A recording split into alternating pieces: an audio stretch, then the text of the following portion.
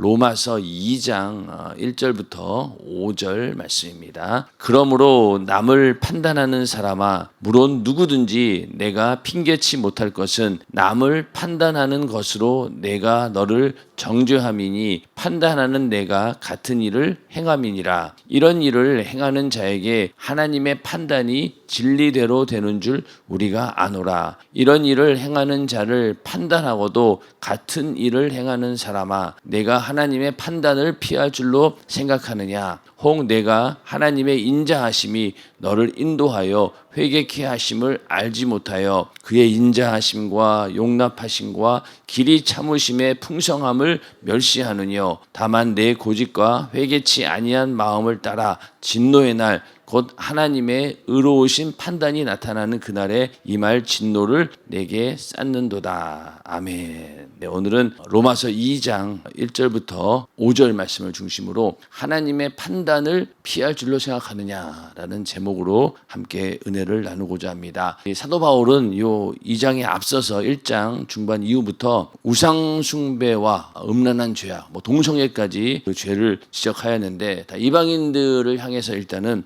그런 죄를 지적하고 또 그 외에 이방인들이 범하는 죄악들 21가지를 열거하면서 그들의 죄를 비판하였습니다. 그러면서 그들이 하나님의 영광을 썩어질 우상으로 바꾸었고 또 하나님의 진리를 거짓 것으로 바꾸었다, 이렇게 말씀을 하고 있었습니다. 그런데 여기서 과연 사도 바울이 이방인들에게만 그런 회개를 촉구하고 죄를 지적했을까? 그러나 사실 이 사도 바울 입장에서는 더 회개해야 할 자들은 바로 유대인들입니다. 유대인들에게도 강력한 회개를 촉구하고 그들이 자기들이 갖고 있는 그런 문제에 대해서 하나님 앞에 잘못된 부분을 알려줘야 될 책임이 있었기 때문에 오히려 회개케 할 자들은 바로 유대인들이다라는 이야기가 이제 2장부터 시작이 됐는데, 오늘 말씀 가운데 보면은 판단이라고 하는 말이 엄청 많이 나오죠. 남을 판단한 사람아, 거기부터 시작해가지고 하나님의 판단, 이런 얘기들이 많이 나오는데, 우리가 판단한다라고 하는 것은요, 뭔가 판단을 해서 뭘 얻으려고 하는 거죠.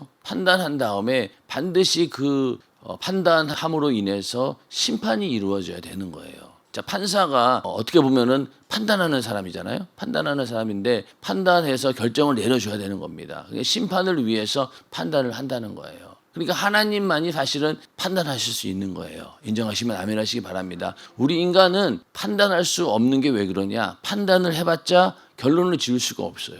내가 그 죄에 대해서 판단을 아무리 한다라고 해서 내가 심판할 수 있는 권한도 없고 그런 능력도 없어요. 함부로 우리가 판단하지 말아야 된다라고 하는 것은 너희는 그럴 자격도 없고 능력도 없다는 거예요. 그러나 하나님만은 판단할 수 있다라는 겁니다. 왜? 그분이 바로 심판하실 분이니까.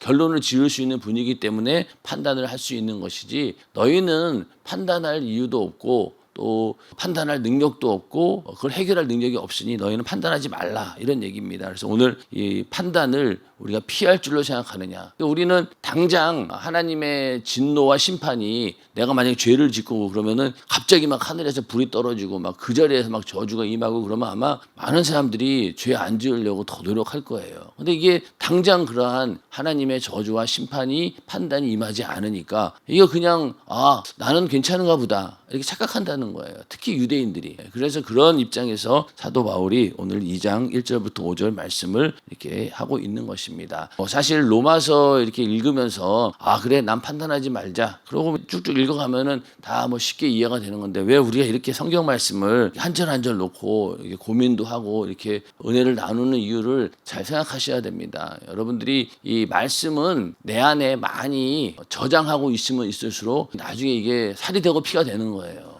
그냥 예수 믿고 나 천국 가면 되지, 이렇게만 생각하고 있는 사람하고 하나님 말씀을 사모하고 한 절 한 절 이 뜻이 무엇일까라고 고민하고 또 알고자 하는 그런 사람들에게는 또 특별한 은혜가 있습니다. 여러분들이 그걸 아시고 그냥 로마서 한번 쭉 읽으면 되지, 이렇게 생각하지 마시고 이렇게 한 절 한 절 하는 이유가 있습니다. 그러면은 놓쳤던 부분도 우리가 알게 되고 또 내가 미처 생각하지 못한 그런 부분도 생각하게 되고, 저도 마찬가지입니다. 이 말씀을 준비하면서 똑같은 입장이에요. 이렇게 하나님께서 말씀하고 있는 부분이 있구나라는 것을 잘 보시면서 진도가 좀 느린다 생각하더라도 여러분 잘만 쫓아오시면은 로마서만 이렇게 쭉 이해하고 그러면은 하나님 말씀에 대해서 특별히 이제 믿음으로 내가 구원받는다라는 부분에 대해서는 더 정확하게 알 수 있습니다. 자, 오늘 2장 1절부터 5절인데, 자, 1절에 보면은 남을 판단하는 사람아 이렇게 시작을 하는데, 사실 여기서 남을 판단하는 사람은 누구를 지칭하는 거냐면은 유대인들이에요. 자, 지금까지 이렇게 이러한 죄를 이방인들이 쭉 지어왔다. 우상 숭배, 또 행음하고 또 여러 가지 21가지나 되는 그런 죄악들을 쫙 짓고 있었다. 그러니까 이제 그걸 보면서 유대인 입장에서는 뭐겠어요? 아이고 저 그 이방인들 봐라. 저렇게 우상을 숭배하고 또 음란한 행동을 하고 또 더러운 음식을 먹는 자들이라고 이방인들을 지금까지도 정죄해 왔는데, 사도 바울이 그걸 이렇게 짚어주니까 얼마나 더 이게 판단하고 정죄했겠냐고요. 시원하다. 저렇게 이방인들은 엄청난 죄를 지었으니 하나님의 진노와 심판은 당연히 임할 것이고, 우리는 어떠냐? 우리는 하나님께서 특별히 선택한 민족들이고, 그러니 우리는 이방인들보다는 훨씬 나은 존재가 아니냐, 이런 식으로 자기 우월감에 빠져 있었다는 겁니다. 그런데 결론적으로 뭐예요? 유대인들도 똑같은 죄를 저지르고 있었다는 거예요. 물론 누구든지 네가 핑계치 못할 것은 남을 판단하는 것으로 네가 너를 정죄함이니 판단하는 내가 같은 일을 행함이니라. 자, 네가 이렇게 판단을 하고 있지만은 언젠가는 네가 이 판단하는 것으로 너도 정죄를 받는다는 거예요. 자, 우리가 만약에 어떤 사람들이 무슨 문제가 생겼어요. 그러면 우리는 이렇게 생각합니다. 아이고 저 사람이 무슨 죄를 졌으니까 저렇게 됐겠지. 물론 맞아요. 그러면서 판단을 합니다. 그래, 저 사람은 정말 하나님 앞에 뭔가 큰 죄를 지었으니 저런 저주와 심판을 받았겠지. 그러면서 은연중에 판단한다는 거예요. 근데 시간이 지나고 나중 가면은요, 자기도 똑같은 그런 일을 당할 때가 와요. 그러니까 여기서 판단하는 것으로 네가 너를 정죄해 받는다. 결국은요, 누구든지 하나님 말씀 앞에 정죄를 받을 수밖에 없는 겁니다. 그 얘기는 어느 누구도 피할 길이 없는 거예요. 죄를 피할 길이 없습니다. 그래서 어떤 엄청난 큰 사건이 일어나고 그런 일이 저기는 뭐 나보다 엄청나게 큰 죄를 지었으니까 저런 일이 생겼겠지. 그렇지 않아요. 우리에게는 누구에게나 아담 안에 있는 똑같은 자들이기 때문에 언제든지 이 죄를 가지고 악한 영이 틈탈 수 있습니다. 그러니까 우리가 정말 어떤 가정의 불행을 보면서 어떻게 저 집은 무슨 죄를 졌길래 이런 생각할 것이 아니라, 나도 저런 일을 당할 수 있었지만은 하나님께서 나에게 은혜를 베푸셨구나. 그러면서 감사하면서 긍휼히 여기고 또 그들을 위해서 기도해 줘야 되는 것이지, 내가 함부로 판단할 필요가 없는 거예요. 왜? 나도 똑같은 사람이니까. 유대인들 마찬가지예요. 똑같은 죄를 저지른다는 거예요. 그래서 로마서 2장 24절에 보면은 유대인들이 어떤 죄를 지었냐면은, 기록된 바와 같이 하나님의 이름이 너희로 인하여 이방인 중에서 모독을 받는도다. 이렇게 결론을 짓고 있어요. 이방인들로부터 모독을 받는다는 건 뭐예요? 유대인들도 똑같이 이방인들처럼 죄를 지었다는 거예요. 그러나 그들은 겉으로 거룩한 척하고 의로운 척하고 자기네들은 하나님을 잘 섬기고 하나님의 선택받은 민족이라고 이렇게 우월감을 가지고 있었지만은, 그것이 어떻게 보면은 가식이었고 외식이었고 그 안을 들여다보니까 똑같은 놈들이었다는 거예요. 사회에서도 특히 정치인들 막 그렇게 깨끗해 보이고 청렴하다 그러고 막 자신감 있게 나와가지고 막 국민들에게 막 선동하고 막 이런 사람들 보면 나중 가서 그 삶을 보니까 이게 아니었네 하면서 얼마나 많은 실망들을 하게 됩니까? 그러기에 유대인도 지금 그런 거예요. 자기네들로 인해서 오히려 이방인 중에서 모독을 받았다는 거예요. 하나님의 이름이. 우리도 예수 믿는 사람이라고 처음에는 굉장히 거룩하고 또 깨끗하고 착하고 인격적으로 된 줄 알고 상대했는데, 상대하면 할수록 어떻습니까? 물론 괜찮은 사람도 있지만은 어떤 사람들은 오히려 세상 사람들보다도 더 악한 모습을 드러내는 거예요. 그러니 이 세상 사람들이, 예수 믿지 않는 사람들이 어떻게 예수 믿는 사람들이 저럴까? 그런 얘기 많이 듣지 않습니까? 그 얘기예요, 지금 유대인들이. 하나님을 저렇게 섬긴다라고 해놓고 거룩한 척 하더니 결국은 니나 나나 똑같은 거 아니냐. 이런 식으로 이방인들이 오히려 그 유대인들로 인해서 하나님의 이름을 모독하는 정도로 유대인들도 잘못하고 있었다는 거예요. 근데 그걸 몰랐다는 거예요. 그래서 예수님께서도 마태복음 7장 1절부터 3절에 비판을 받지 아니하려거든 비판하지 말라. 너희의 비판하는 그 비판으로 너희가 비판을 받을 것이요.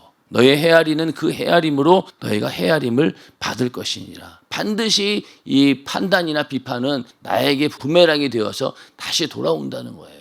이걸 우리가 분명히 알아야지만이 절대로 우리는 비판하거나 판단하지 않을 수 있는 겁니다. 그러면서 어찌하여 형제의 눈 속에 있는 티는 보고 내 눈 속에 있는 들보는 깨닫지 못하느냐. 눈에 있는 형제의 눈 속에 있는 조그만 티, 다른 사람들의 요만한 죄는 그렇게 잘 지적하면서 네가 가지고 있는 엄청 큰 죄는 발견하지 못하고 너는 뭐 괜찮은 줄 알고 착각하느냐, 이 얘기인 거예요. 들보라고 하는 게 뭐 조그만 나뭇가지가 아닙니다. 들보는 엄청나게 큰 나무를 말하는 거예요. 그 정도로 네 눈 속에 엄청나게 큰 들보와 같은 그런 것들이 있는데 그거는 안 보고 다른 사람 눈에 있는 조그만 티 보냐, 이러면서 누구도 비판하지 말라는 거예요.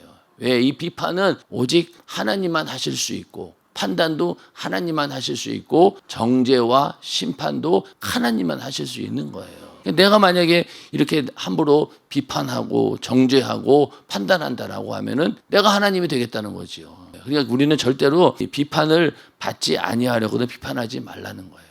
물론 우리가 영혼들을 섬기는 일에 있어서 그 사람의 죄를 지적해 줄 때도 있습니다. 그리고 이것은 죄다라고 알려줘야 되죠. 그러나 그 알려주더라도 그 심정 가운데 우리는 은혜와 긍휼, 하나 정말로 주님의 심정을 가지고 이 사람이 그 죄에서 나오기를 간절히 바라는 마음으로 우리가 그렇게 죄를 지적해 주고 함께 기도해 주려고 하는 것이지, 판단한다라고 하는 것은 은연중에 나는 괜찮은데 저 사람은 왜 이렇게 되었을까, 이러면서 정죄하고 남을 판단해서는 안 된다는 거예요. 그런 죄로 인해서 언제든지 나도 당할 수 있는 일이라는 거예요. 그걸 여러분들이 잘 생각하셔야 됩니다. 함부로 남의 불행에 대해서 이렇게 저렇게 얘기할 필요가 없는 거예요.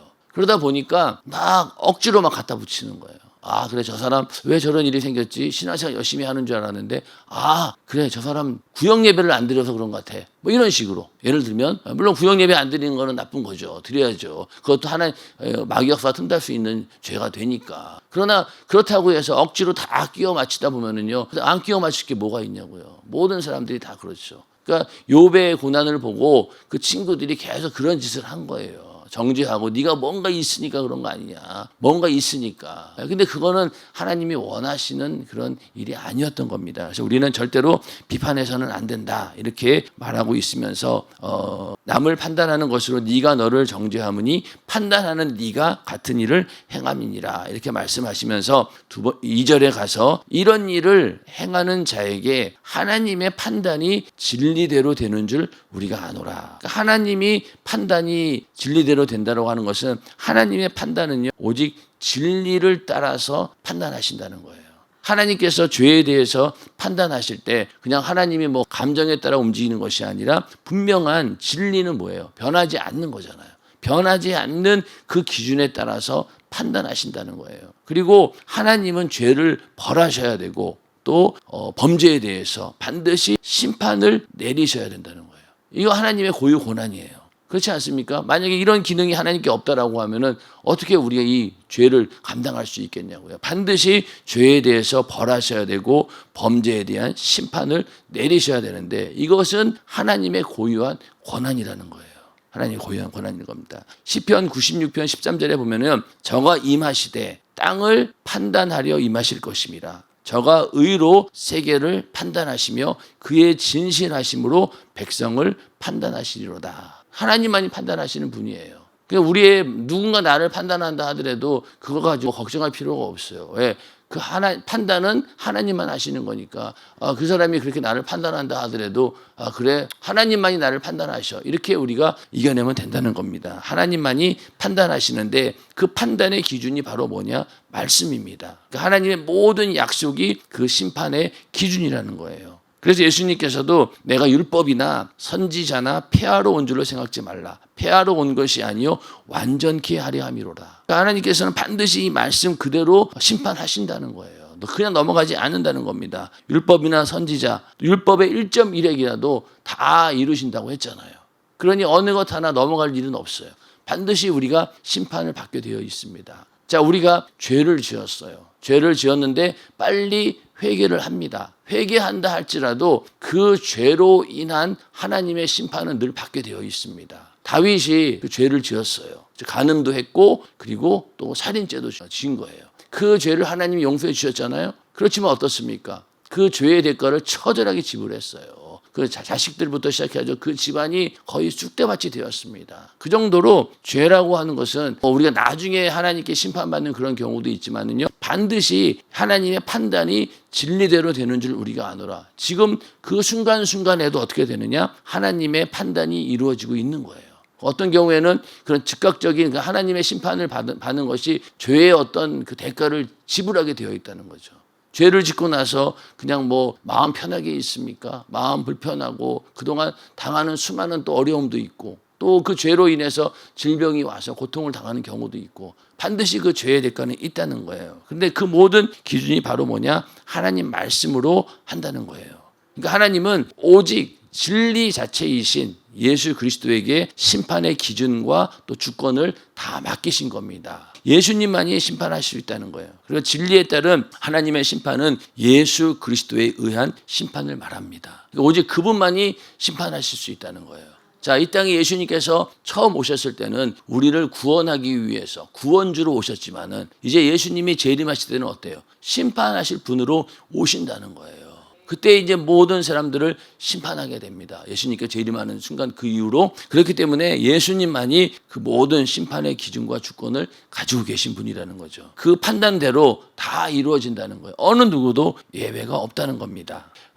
왜 그런 자꾸 예외를 두냐면은, 자, 3절입니다. 이런 일을 행하는 자를 판단하고도 같은 일을 행하는 사람아, 네가 하나님의 판단을 피할 줄로 생각하느냐. 자, 죄인들을 비판하면서 자기도 동일한 죄를 저지르는 자들, 그런 사람들은 하나님의 심판을 모면할 것이다 라고 착각한다는 거예요. 왜 그럴까요? 왜냐하면 이 눈에 보이는 즉각적인 형벌이 이루어지지 않기 때문에 착각을 하는 거예요. 자, 유대인들도 마찬가지예요. 유대인들도 자기가 이방인들을 판단하고 비판하면서 또 자기도 똑같은 죄를 져요. 그런데 하나님께서 그 자리에서 유대인들을 심판하지 않고 그러다 보니까 나는 괜찮은가 보다 이렇게 오해하고 있다는 거예요. 우리도 마찬가지로. 그러나 그 하나님께서 그 즉각적으로 심판하지 않는 이유는 뭘까요? 회개하기를 기다리시는 거예요. 그런데 우리는 그거를 착각한다는 거예요. 나는 괜찮은가 보네. 저 사람은 저렇게 즉각적인 형벌을 받는데 나는 똑같은 죄를 졌는데 나는 괜찮네. 나는 그래도 내가 하나님 보시기에 죄보다 선한 일이 더 많은가 보네. 그래 내가 교회에서 열심히 충성했으니까 나는 그런 대우를 받네. 아니라는 거죠. 오히려 하나님께서 은혜를 베푸시고 회개할 때까지 기다리시는 그 하나님의 성품을 우리는 착각하고 오해한다는 거예요. 여기서 잘못이 있다는 겁니다. 그러니까 눈에 보이는 그런 형벌이 없다 보니까 현재적인 심판도 없다라고 착각한다는 거죠. 자, 전도서 8장 11절에 보면은 악한 일에 징벌이 속히 실행되지 않으므로 인생들이 악을 행하기에 마음이 담대하도다. 정확한 말씀이잖아요. 그러니까 징벌이 속히 실행이 되었으면은 사람들은 아마 죄 안 지으려고 바둥바둥 걸 거예요. 당장 막 하늘에서 불이 내려오고 막 저주가 임하고 문둥병 생기고 막 그래봐요. 그럼 아마 죄 안 지으려고 엄청 노력할 겁니다. 그런데 사람들은 그렇지 않다는 거예요. 그런 게 실행되지 않으니까 오히려 더 담대하게 죄를 짓는다는 겁니다. 자, 그리고 하나님을 안다고 하는 사람들도 어떻습니까? 똑같아요. 왜냐하면 저희가 하나님을 시인하나 행위로는 부인하니 가증한 자요. 복종치 아니하는 자여 모든 선한 일을 버리는 자니라. 디도서 1장 16절 말씀인데 하나님을 입술로는 시인해요. 나는 하나님을 믿습니다. 하나님 말씀에 순종하는 사람이고 예수 믿고 구원받은 사람이다 얘기는 하지만은, 그러나 말로는 그렇게 하면서도 행위로는 계속해서 하나님 말씀대로 살지 않는다는 거예요. 그건 왜 그럴까요? 왜 이렇게 가증한 행동을 할까요? 바로 하나님께서 당장 내가 이 죄를 짓는다라고 해서 심판 내리지 않으니까 괜찮은 줄 알고 점점 담대하게 죄를 짓는 거예요. 그러다 보니까 하나님을 시인한다라고 하지만 행위로는 계속해서 하나님 말씀을 정면적으로 부인하는 그런 가증한 행동을 하게 된다는 거예요. 이건 우리 믿는 자들도 똑같은 거예요. 오늘 우리들도 하나님의 심판이 당장 임하지 않으니까 이 정도는 괜찮은 것 같네. 그러다 보니까 점점 죄를 짓게 되고 믿지 않는 자라고 다를 게 없다는 겁니다. 이런 하나님의 판단을 피할 줄로 생각하지 말라는 거예요. 그래서 4절에 보면은 혹 네가 하나님의 인자하심이 너를 인도하여 회개케 하심을 알지 못하여 그의 인자하심과 용납하심과 길이 참으심의 풍성함을 멸시하느냐. 자, 이게 그겁니다. 자, 하나님의 심판을 피할 수 있다고 생각해가지고 대범하게 죄악을 저지르는 자들의 문제가 뭐냐면, 첫 번째는 하나님의 성품과 섭리를 우리가 멸시하고 있다는 거예요. 자, 하나님께서는 회개케 하기 위해서 기다리고 있는 중인데, 그걸 가지고 그래 하나님이 나를 봐주신 것 같네, 나는 괜찮네, 그런 착각하고 있다는 거예요. 그건 결국 뭐냐? 하나님의 성품과 섭리를 멸시하고 있다는 거죠. 여기 인자하심과 용납하심과 길이 참으심의 풍성함을 왜 멸시하냐는 거죠. 이렇게 분명히 말씀을 하고 있죠. 그러니까 하나님께서 즉각적인 형벌을 내리지 않는 것은요, 하나님의 성품과 섭리 때문에 그런 거예요. 그러니까 지금 계속해서 인자와 긍휼을 따라서 관용을 베풀고 길을 참는 이유는 죄인이 하나님께 돌아오는 회개를 위한 것이죠. 회개케 하기 위해서 계속 기다리는 거예요. 베드로후서 3장 9절에 주의 약속은 어떤 이에 더디다고 생각하는 것 같이 더딘 것이 아니라 오직 너희를 대하여 오래 참으사 아무도 멸망치 않고 다 회개하기에 이르기를 원하시느니라. 이게 목적인 거예요. 자, 하나님께서 이렇게 재림의 때, 심판의 날까지 늦추어 주신 거잖아요. 한 명이라도 더 회개하고 돌아오기 위해서. 만약에 지금 당장 예수님 오셨어요. 그러면은 어떻게 했어요? 아차하는 사람도 있을 거 아니에요. 그런데 만약에 하루를 늦췄어요. 그럼 하루 동안에 전 세계에 얼마나 많은 영혼들이 구원받을 수 있을까요? 예수님은 그걸 생각하시는 거예요. 그러니 하루만 늦출까? 그래, 그러니까 더 많은 영혼이 구원받네. 하루를 더 늦출까? 이러면서 점점 우리 인간들의 생각 속에는 주의 약속이 더디다고 느껴진 거죠. 그러다 보니까 어디까지 간 거예요? 아이고, 예수님의 재림 없는 거 아니야? 거짓말 아니야? 괜히 우리가 속은 거 아니야? 이 지경까지 간 거예요. 이건 결국 뭡니까? 하나님의 그 성품, 인자하심과 용납하심과 길이 참으심에 대한 이 성품을 완전히 모독하는 그런 행위라는 거예요. 우리는 이렇게 엄청나게 어리석은 존재인 거죠. 회개하기를, 돌아오기를 기다리고 있는데 그거를 오히려 착각해서 나는 괜찮은 줄 아네, 나에게는 심판이 없는 줄 아네, 이러고 착각하고 있다는 거예요. 그렇지 않다는 겁니다. 그래서 다 회개하기를 원하셨기 때문에 기다리신다는 거예요. 근데 이것을 징벌이 없음으로 해석하고 계속 죄를 짓는 겁니다. 그러다 보니까 더 나가서 하나님을 비웃고 성품과 섭리를 모독하고 또 하나님의 은혜를 배신하고 대적하는 수준까지 이른다는 거예요. 이게 엄청나게 무서운 거죠. 그러니까 나는 한번 구원받았으니까 뭐 어떤 일을 행해도 괜찮아, 이런 것도 이런 하나님의 성품을 오히려 역이용하게 된 거죠. 역이용하게 된 거예요.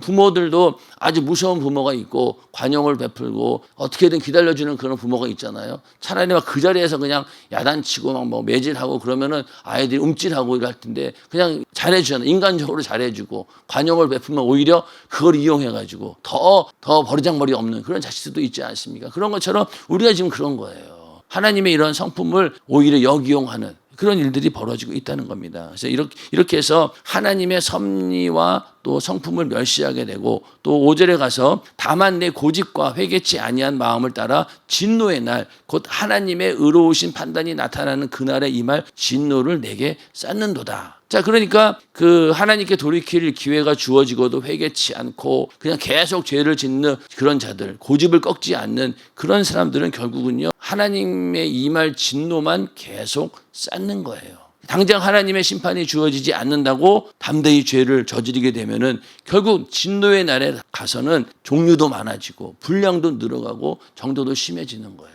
죄가 누적되는 거잖아요. 누적되면 어떻게 됩니까? 죄가 쌓이면요, 그 쌓이는 죄끼리 또 더 큰 시너지 효과가 일어나잖아요. 그러니 막 감당이 안 되는 거예요. 그러나 빨리빨리 죄의 문제를 우리가 회개하고 넘어가면은 깨끗해질 수 있지만은 계속 쌓아놔 보세요. 음식물도 내일 버려야지 쌓아놔 보세요. 어떻게 됩니까? 그 안에 구데기도 생기고 냄새도 나고 계속 그게 더 많아지지 않습니까? 그런 것처럼 이렇게 회개하지 않고 괜찮겠지, 하나님 나는 봐주시는가 보다, 그러고 있다가는 결국 뭐예요? 진노만 쌓일 뿐이라는 거예요. 나중에 어떻게 감당하겠냐는 거죠. 그래서 이거 절대로 넘어가는 일은 없다. 그러니까 우리가 하나님의 형벌이 주어지지 않는다고 안심하고 실컷 저지른 그런 죄악의 분량은 결국은 이 진노의 땔감으로 비추게 되는 거예요. 나중 가서 이게 다 돌아온다는 거예요. 우리가 그 전에 빨리 우리가 회개해야 된다는 겁니다. 예수님께서도 많은 바리새인과 사두개인이 침례를 베푸는데 오는 것을 보고 이르되 독사의 자식들아 누가 너희를 가르쳐 임박한 진노를 피하라 하더냐. 그러므로 회개에 합당한 열매를 맺고 속으로 아브라함이 우리 조상이라고 생각지 말라. 내가 너희에게 이르노니 하나님이 능히 이 돌들로도 아브라함의 자손이 되게 하시리라. 여기도 임박한 진노를 네가 피할 수 있겠냐는 거예요. 피할 수 없다는 겁니다. 그러려면 어떻게 해야 돼? 회개하라는 거예요. 회개에 합당한 열매를 맺고, 회개에 합당한 열매를 맺기 위해서는 뭘 가져와야 돼요? 죄를 가져와야 되는 거죠. 그렇기 때문에 이렇게 하나님의 그 말씀에 대해서 하나님의 심판이 곧 있지 않다라고 착각하는 바람에 어떤 일이 생깁니까? 하나님의 성품을 모독하게 되고, 그리고 진노만 계속 쌓여가는 거예요. 결국은 뭡니까? 회개해야 돼요. 회개해서 빨리 그 죄의 문제를 해결하지 않으면은 절대로 피할 길은 없다는 거예요. 근데 이스라엘 사람들은 유대인들을 오해한 거예요. 이방인들에게는 막 하나님께서 심판을 내리시는데 유대인들에게는 계속 하나님께서 긍휼을 베푸셔가지고 기다리신 거예요. 회개하기를. 그래도 돌아오기를. 근데 그거를 자기는 착각하고 오히려 그걸 가지고 더 방종하고 또 그러면서 또 이방인들을 비난하고 그러다 보니까 완전히 가증스러운 모습이 된 거죠. 결국 그 너희들도 그걸 피하지 못한다는 겁니다. 그거를 우리가 알고 우리도 마찬가지라는 거예요. 우리가 지금 예수 믿고 하나님의 은혜 안에 있기 때문에 당장 우리에게 재앙이 임하지 않고 심판이 임하지 않는다라고 해서 우리가 예외가 아니라는 거예요. 예외가 아니라는 거예요. 그래서 이스라엘 백성들도 구약 시대에 여호와의 날을 오해했어요. 여호와의 날을 어떤 날을 오해했냐면은 그날이 오면은 저 죄를 짓는 이방인들, 하나님께 선택받지 못한 이방인들은 싹 다 멸망을 하고 하나님이 선택하신 우리 이스라엘들은 하나님께서 그 지위를 회복시켜 주셔가지고 전 세계를 다스리는 그런 민족으로 만들어 주실 것이다 착각했다는 거죠. 근데 그게 아니었어요. 여호와의 날은요 결국은 이스라엘이 망할 때였어요. 나라가 완전히 망하는 그때를, 그 심판의 날을 자기네는 착각했다는 거예요. 자기네들은 피할 줄 알았다는 거죠. 그게 아니라는 겁니다. 우리도 마찬가지죠. 예수님께서 이 땅에 오실 때 지금까지 모든 쌓여있던 그런 죄가 진노로 임한다라고 하면 어떻게 감당하겠냐고요. 빨리 우리는 이러한 죄를 회개하고 털어놓아야 된다는 겁니다. 그래야지 하나님의 그 의로우신 판단, 그러니까 하나님의 성품에 대해서 우리가 절대로 그걸 모독하는 행위가 되지 않는다는 거예요. 근데 계속해서 고집 피우고 회개치 않는다라고 하면은요, 이 진노만 쌓일 뿐이라는 거죠. 그런 진노가 쌓이지 않도록 늘 우리가 회개해서 우리의 심령을 깨끗이 하고 또 우리 안에 이런 죄악이 더 이상 틈타지 않도록 우리는 깨끗이 회개하면서 늘 성령 충만함을 유지해서 이러한 진노의 날, 하나님의 심판이 임할 때 우리는 심판의 날이 아닌, 그때 만약에 우리가 주님 오시는 날 들림 받는다라고 하면은 그 마지막 둘째 심판이 없다라고 했잖아요. 그러니까 우리는 그런 첫째 부활에 딱 참여하게 되면은 하나님의 나중에 임할 진노를 우리는 다 벗어날 수 있다는 거예요. 그것을 위해서 오늘도 주를 위해 충성하면서 어떻게든 나를 거룩하게 만들어가는, 그리고 절대로 남을 비판하거나 판단하지 않고 오직 하나님께 그 모든 것들을 맡기고 많은 사람들을 정말로 사랑과 은혜, 그걸 가지고 긍휼함을 가지고 영혼들을 섬기는 우리 모두가 되기를 주님의 이름으로 축원합니다.